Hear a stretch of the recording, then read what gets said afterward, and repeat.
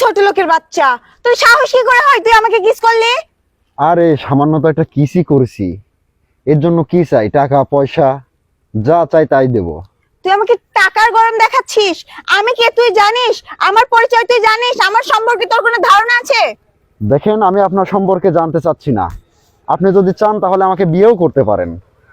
কি? তোর মতো গরিব, তোর মতো ছোট লোককে আমি বিয়ে করব? তুই ভাবলি কি করে? তুই তো একটা রাস্তার ছেলে, রাস্তার ছেলেকে আমি বিয়ে করব? দেখেন, আপনি আমাকে হয়তো এভাবে দেখছেন, এর জন্য আপনি টাকা পয়সা বাড়ি গাড়ি যা চাবেন তাই দেবো, কিন্তু তার বিনিময়ে আপনি আমাকে শুধু বিয়ে করবেন। এই, তোর মতলব কি বলতো? তোর মতো ছোট লোকদের মতলব আর কি হবে?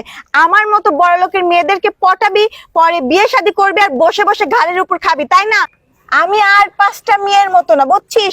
যে মানুষ, এই যে তোদের মতো মানুষ যারা এসে বলবে যে আমার এটা নয়, আমার ওটা নাই, যে আমি তাদের কথায় গলে যাবো, আমি সেরকম নাই।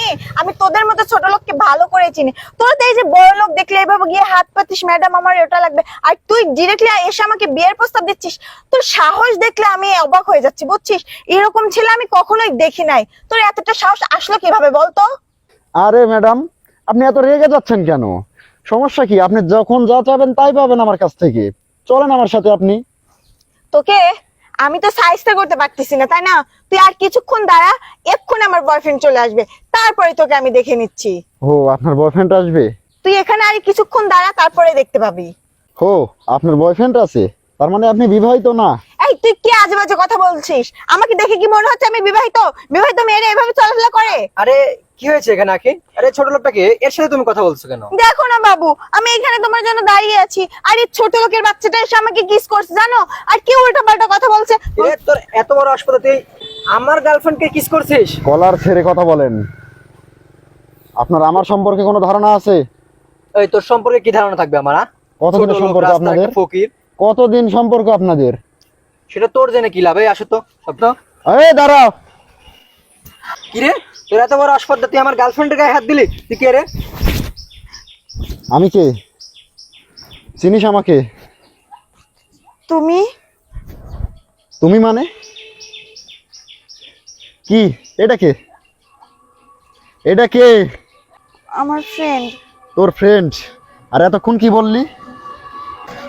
তোর বয়ফ্রেন্ড, তাই না? তোর বয়ফ্রেন্ড কোটিপতি বয়ফ্রেন্ড এটা তোর। আমার কোনো কিছু নাই, আমি রাস্তার ফকির। তুই আমাকে বাসায় রেখে, নিজের স্বামীকে রেখে যে অন্য একটা ছেলের সাথে হাত ধরে রাস্তায় ঘোরাঘুরি করিস, আরো কত কি না জানি করছিস, সেগুলো আমি তো জানি না। আজকে আমি দেখতে পারলাম। এত নিচে নেমে গেছিস কেন? করলি এগুলান? কোন দিক দিয়ে তোকে আমি কমতে দিছি? দেখ, তোর যেটা তোর শরীরে এখন পরে আছে সেগুলানো তো আমার, তাই না? তোকে বড়লোক মনে হচ্ছে কেন? আমি তোকে সেভাবে রাখি, তাই না? কোনো কিছুতে কি আমি কোনোদিন তোকে কমতে রাখছি? কেন করলি এমনটা আমার সাথে? নাকি আমার কোনো ভুল ছিল? বলতে আমাকে, তোর জন্য আসলে কি করি নাই আমি?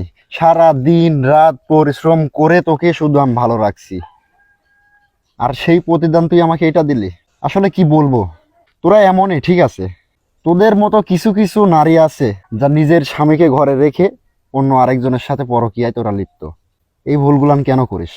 কেন করছিস এইগুলান? যাই হোক, তোকে আমি আর কোনো কিছু বলতে চাচ্ছি না।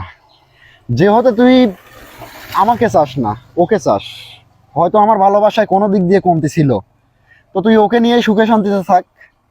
দয়া করে আমার পিছনে আর আসিস না। হয়তো আজ থেকে ভুলে যাবো তোদের আর আমার সম্পর্কটা। একটা ছোট্ট ছেলে আছে, তো তোর সাথে সংসার করার আর কোনো ইচ্ছেই নেই আমার। সময় মতো ডিভোর্স পেপার পেয়ে যাবি। যা, এখন চলে যা।